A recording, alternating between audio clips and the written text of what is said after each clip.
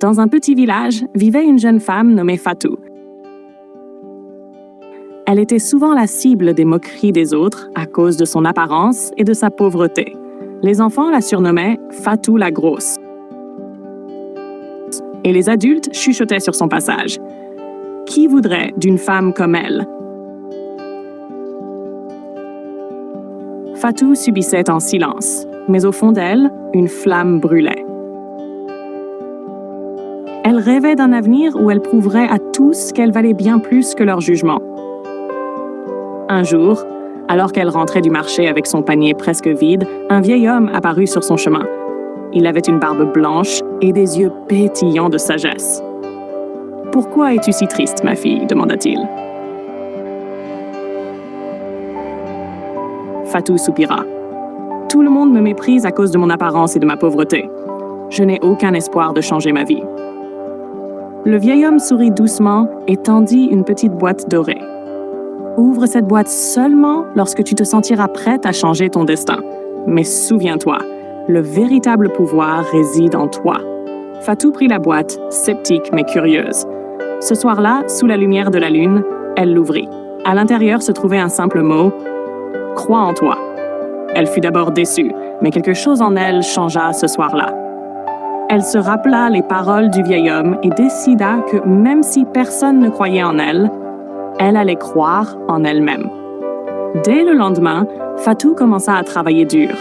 Elle utilisa ses talents de couture pour créer des vêtements qu'elle vendait au marché. Chaque jour, elle économisait un peu, rêvant d'ouvrir sa propre boutique. Malgré les moqueries, elle ne baissa pas les bras. Avec le temps, ses créations attirèrent l'attention. Ses vêtements étaient uniques, colorés et pleins de vie. Une femme riche de la ville voisine, impressionnée par son travail, lui proposa un partenariat. Grâce à cet accord, Fatou ouvrit son propre atelier et commença à gagner beaucoup d'argent. Mais son succès n'était pas uniquement financier. En travaillant sur elle-même, Fatou avait aussi transformé son apparence. Elle prenait soin de son corps et de son esprit. Elle n'était plus la femme timide et effacée que tout le monde connaissait. Un jour, elle retourna dans son village, vêtue d'une robe magnifique qu'elle avait conçue elle-même. Les mêmes personnes qui se moquaient d'elle étaient maintenant bouche bée. Les enfants murmuraient « C'est vraiment Fatou ?» Et les adultes, gênés, baissaient les yeux. Fatou, avec un sourire plein de dignité, leur dit « Merci de vous être moqué de moi. Vous m'avez donné la force de devenir la femme que je suis aujourd'hui. » Son histoire devint une leçon dans tout le village. Ne jamais sous-estimer quelqu'un à cause de son apparence ou de ses débuts difficiles. Fatou, elle, poursuivit sa vie avec succès, mais surtout avec un cœur rempli de gratitude et de confiance en elle-même.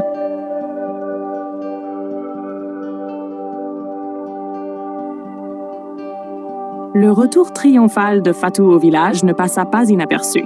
Son histoire inspira beaucoup, mais suscita aussi de l'envie et des murmures. Certains refusaient d'accepter son succès. Elle a dû tricher ou recevoir de l'aide d'un homme riche, disait-il. Fatou ne se laissa pas abattre par ces rumeurs. Elle savait que son parcours était le fruit de sa détermination et elle avait une mission, prouver aux jeunes filles du village qu'elles pouvaient aussi transformer leur vie. Un jour, elle organisa une réunion au centre du village et invita tout le monde.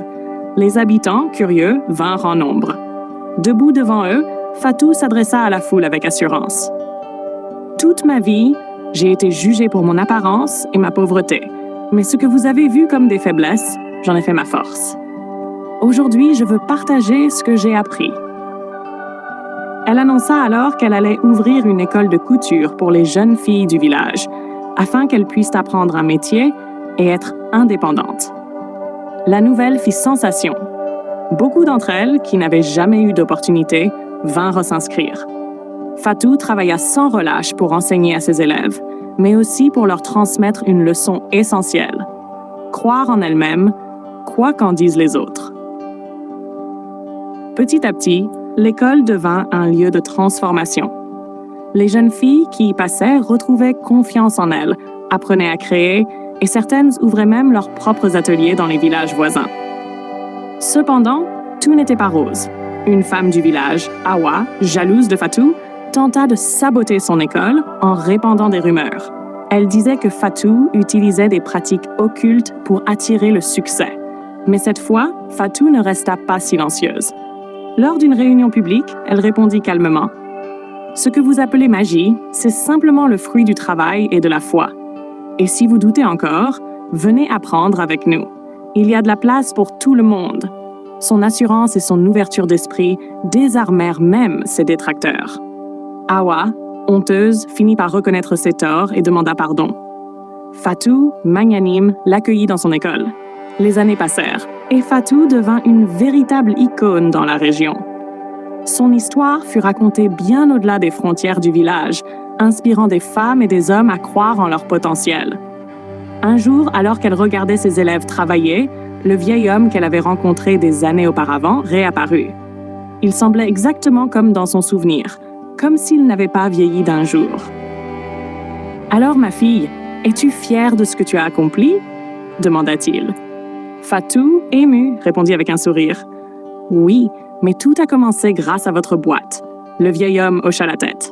« Non, ma fille, la boîte ne contenait qu'un rappel de ce que tu avais déjà en toi. La véritable magie, c'était toi. » Et sur ces mots, il disparut, laissant Fatou remplie de gratitude. Elle passa le reste de sa vie à transformer la vie des autres, prouvant que peu importe d'où l'on vient, il est toujours possible de rêver grand et de faire de ses rêves une réalité.